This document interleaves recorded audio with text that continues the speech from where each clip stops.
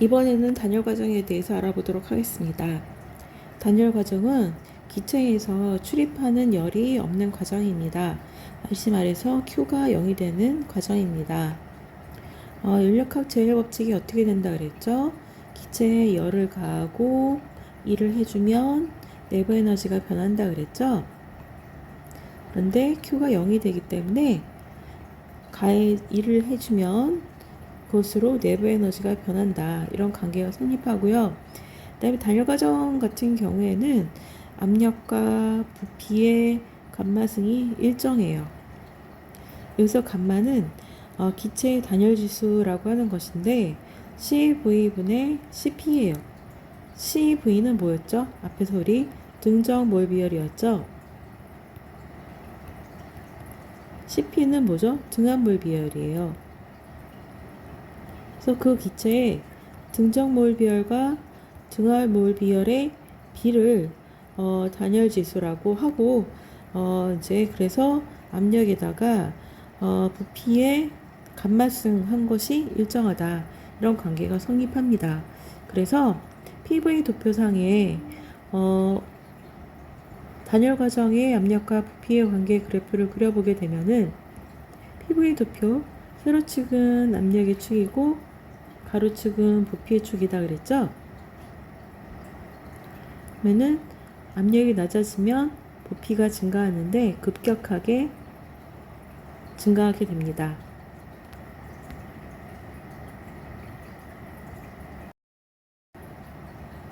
그래프에서 보여주고 있는 것이 단열 과정의 PV 도표가 되겠습니다. 등적 과정은 앞에서 설명을 하기도 했습니다. 같을 등 부피, 적. 부피가 일정하게 유지되면서 상태가 변할 때 그것을 등적 과정이라고 이야기를 합니다. 자, 그러면은 여기서 이 과정에서는 어떤 특징이 있냐면은 부피가 일정하게 유지가 돼요. 그래서 사실은 이제 기체에다가 일을 해주게 되면은 자, 부피가 변합니다. 그런데 그 부피 변화가 없어요. 그렇기 때문에 등적 과정에서는 해준 일이 0입니다. 그래서 이제 기체에 일을 해주지 않는 그 상태에서의 변화 과정을 말하고요. 그래서 보면은 열역학 제일법칙, 열을 가하고 일을 해주면 내부 에너지가 변한다. 근데 일이 0이다. 그러니까 가해준 것만큼 열을 가해준 것만큼 내부 에너지가 변하게 됩니다. 그리고 등적 과정에서 우리가 이제 가한 열을 어떻게 쓸 수 있다 그랬죠? 몰비열을 이용해서 쓴다면 몰수, 그 다음에 몰비열, 등적 과정에서 몰비열, 그 다음에 온도 변화 델타 T 이렇게 쓸 수 있다라고 했습니다. 이것은 뭐와 같아요? 질량 예민 물체에 비열이 씌이고 질량 예민 물체에 열을 가한다. 그러면 가한 열은 질량 곱하기 비열 곱하기 온도 변화와 같다. 이것과 마찬가지 식이라고 생각을 해주시면 되겠습니다.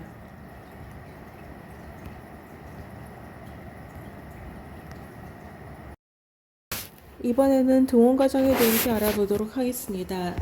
동원 과정은 온도가 일정하게 유지되는 상태 변화 과정을 말하고요.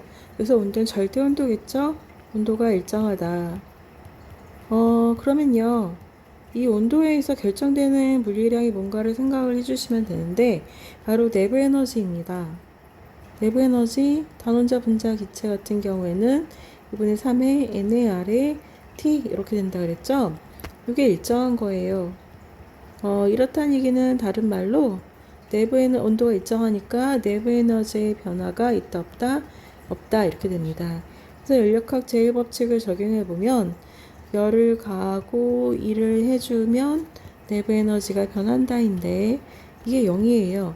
그래서 해준 일은 가한 열에 마이너스 부호를 붙인 것과 같은 식이 나오게 됩니다. 동원 과정에서의 열역학 제일법칙 식이고요. 이것이 의미하는 것은 뭐냐면은 일은 해준 일이죠. 근데 열은 가한 열이에요. 근데 열을 가한다? 그럼 열을 흡수한다. 그런 얘기고요. 근데 거기에 마이너스 보호가 붙었어요. 그럼 이건 열을 방출한다. 그런 얘기예요. 그래서 다른 말로 말하자면은 일을 해주면 열을 방출한다. 그런 얘기가 되는 것입니다. 반대로 기체가 일을 하면 그러면은 그때는 이제 마이너스 보호가 붙게 되고 그러면은 이제 본 열 앞에는 플러스 보호가 붙게 되겠죠. 그러면 기체가 일을 하면 열을 어떻게 한다? 흡수한다. 이런 얘기가 되는 것이죠. 정리하면 기체의 일을 하면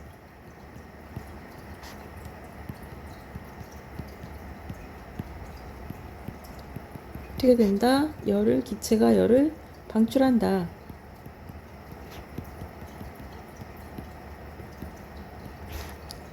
반대로 기체가 일을 하면 해준 일이 마이너스가 되죠. 그럼 열은 플러스가 돼서 그럴 경우에는 열을 흡수한다. 이런 얘기가 되는 것입니다. 그래서 이 경우는 어떻게 생각을 해주시면 되냐면은 여기 기체가 들어있는 실린더가 있고요. 자, 여기 이제 기체가 들어있는 실린더가 있고 여기 이제 피스톤이 있겠죠.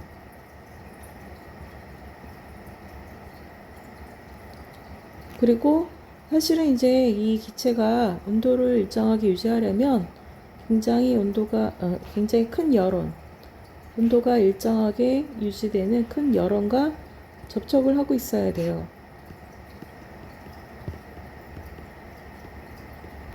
그래서 이제 그러면은 이 열원의 온도가 일정하다면 기체의 온도도 일정하겠죠. 그래서 일을 해주면 압축이 되죠? 압축이 되면 온도가 올라갑니다. 그러면은 그때 어떻게 된다? 열이 빠져나온다. 자, 그러면 열원의 온도가 올라갈까? 열원은 굉장히 크기 때문에 여기 기체에서 빠져나오는 열에 의해서 온도가 쉽게 변하지 않는다. 이렇게 생각을 해주시면 돼요. 반대로 이제 기체가 팽창을 해서 피스톤을 밀어내는 일을 하면 온도가 내려간다. 그러면은 열원으로부터 열이 들어옵니다. 그래서 이제 기체의 온도가 일정하게 유지될 수가 있는 것이죠. 이 경우에 압력과 부피의 관계를 알아보면은 이상기체 상태 방정식에서 보면 PV는 nRT인데 이 T가 일정하게 유지가 되죠. 그래서 압력과 부피의 관계를 보면은 압력은 V분의 nRT 이런 관계가 성립하게 됩니다. 그래서 압력과 부피의 관계식을 다시 한번 적어보게 되면은 압력 P는 부피 V분의 nRT 이렇게 돼요. 그래서 압력과 부피가 반비례하게 됩니다. 압력이 증가하면 부피가 감소. 자, 압력이 감소하면 부피는 증가. 이런 관계가 성립하게 됩니다. 이것을 설명하는 게 누구의 법칙이었죠? 샤를의 법칙이었죠.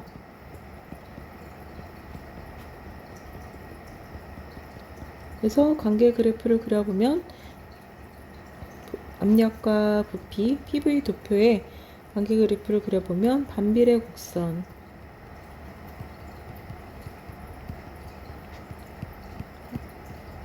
그리고 앞에서 봤던 단열 과정은 좀 더 급격하게 변하는 그래프 모양이 됩니다.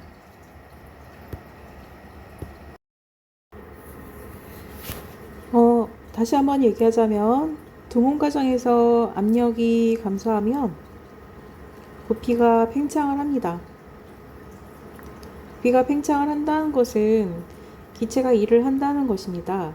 그럴 때 그 기체가 하는 일은 과연 어떻게 될까요?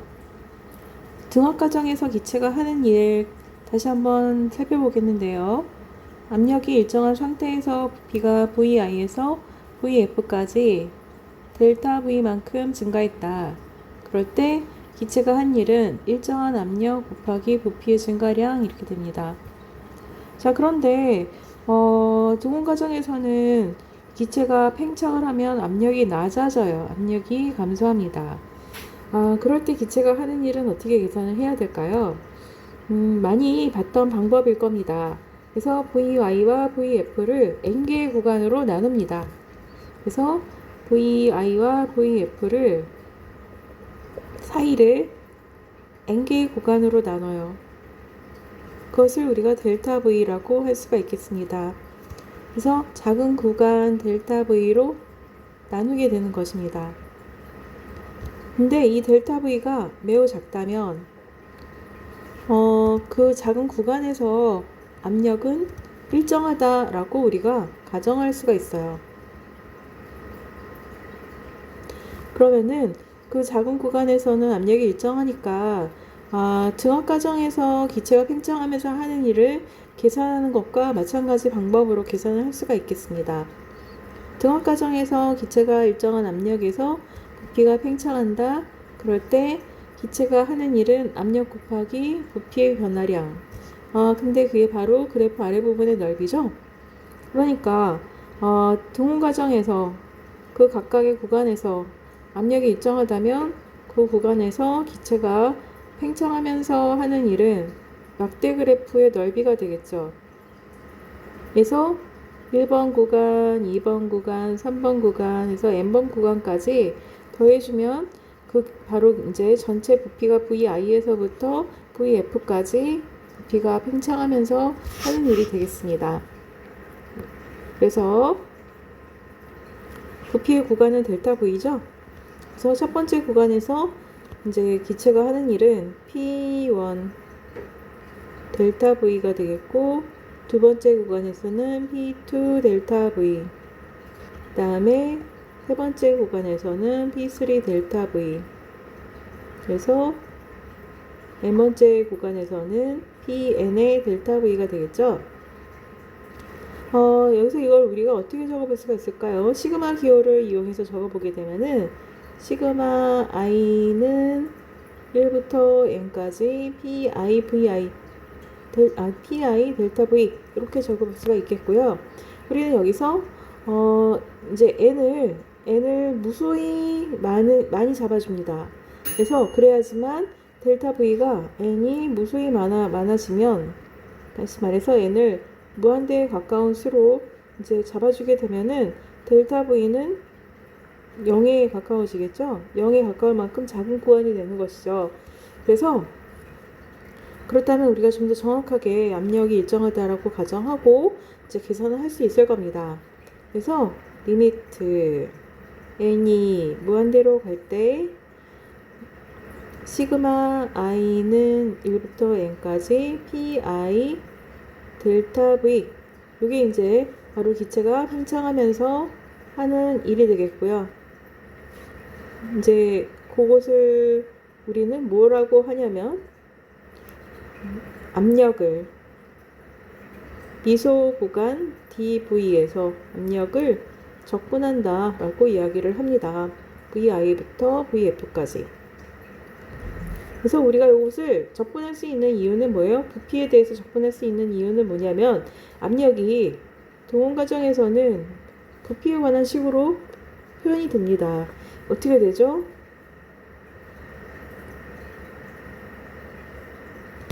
V분의 nRT. 그렇기 때문에 부피에 대해서 적분을 해줄 수가 있는 것이죠. 그래서 기체가 팽창하면서 하는 일은 VI부터 VF까지 팽창하면서 하는 일은 V분의 nRT dV가 되고요. 여기서 nRT는 일정한 값이기 때문에 앞으로 빠져나올 수가 있고, 그러면은 식이 뭐가 되죠? nRT의 인테그랄 VI부터 VF까지 V분의 dV가 되죠. 근데 요거를 적분을 하게 되면은 여러분들이 좀 어려울 수가 있겠는데 자연 로그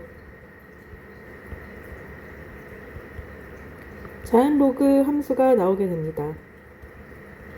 부피에 관한 식으로.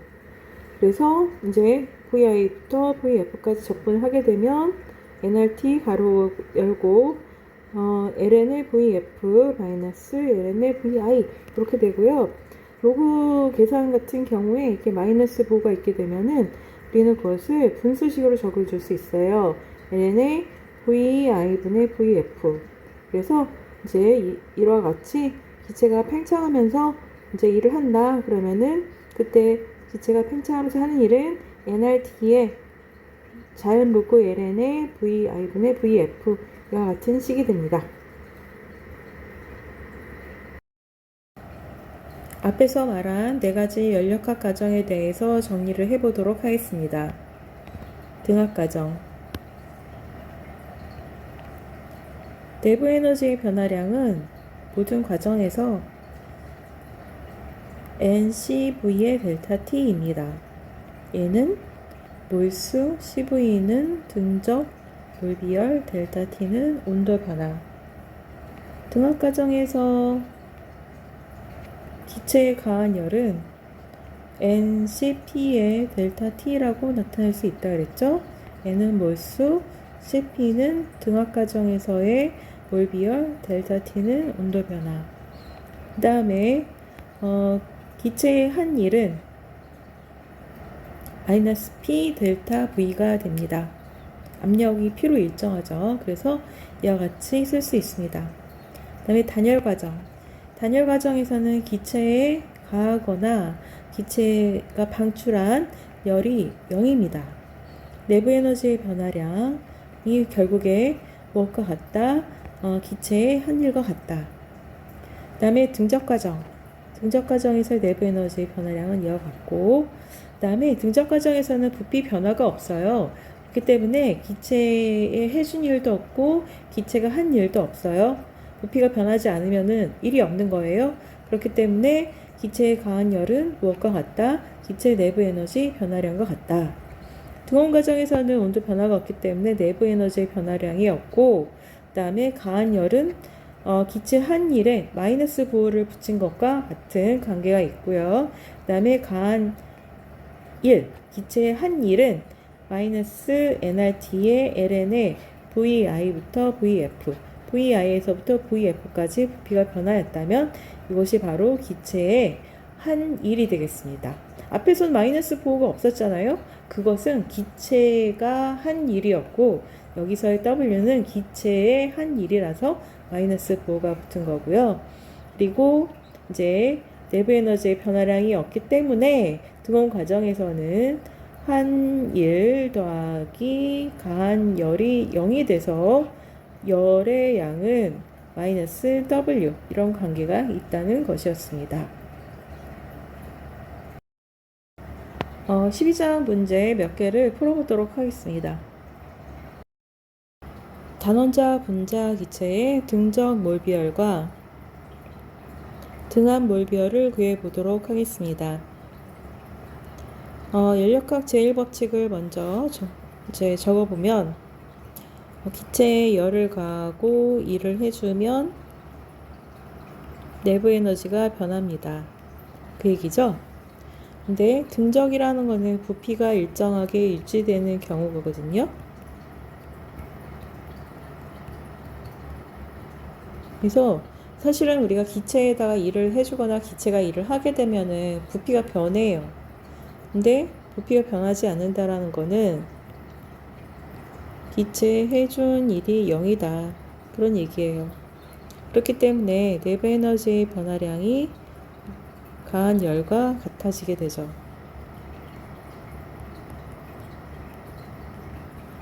그런데 내부 에너지가 단원자 분자 기체 같은 경우에는 2분의 3의 NAR의 T가 된다 그랬습니다. 그러니까 내부 에너지의 변화량은 어떻게 될까요? 2분의 3의 NAR의 델타 T. 이게 바로 뭐다? 가한 열이다. 자, 그러면 여기서 몰비열은 어떻게 구하죠?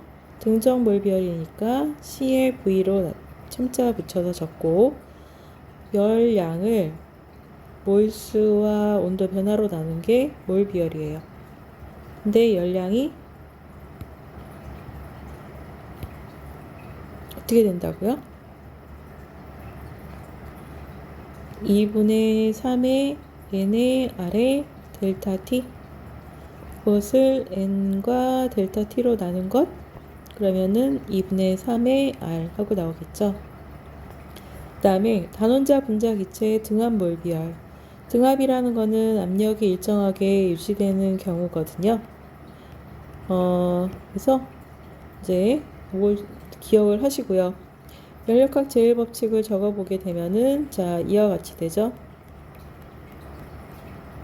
자, 그런데 등압일 경우에는 기체의 해준일이 마이너스 P의 델타 V가 된다 그랬습니다. 그래서 그것을 적용해서 적어보도록 하겠습니다. 내부 에너지의 변화량은 항상 뭐다? 2분의 3의 n의 R의 델타 T다. 그 다음에 강한 열, 그 다음에 해준일은 마이너스 P의 델타 V 이렇게 되죠. 그럼 강한 열은 어떻게 되냐면 2분의 3의 n의 R의 델타 T에다가 더하기 P 델타 V가 됩니다. 근데 여기서 P 델타 V가 뭐죠? 이상기체 상태방정식에 의하면 PV는 nRT죠. 압력이 일정한데 부피가 변하면 온도가 변합니다.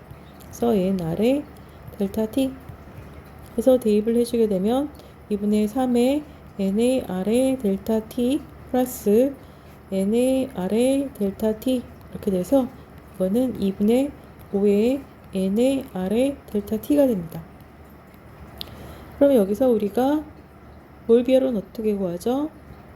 등압 몰비열이라는 의미에서 P자를 첨자로 붙이고 열량을 몰수와 온도 변화로 나누어서 구한다.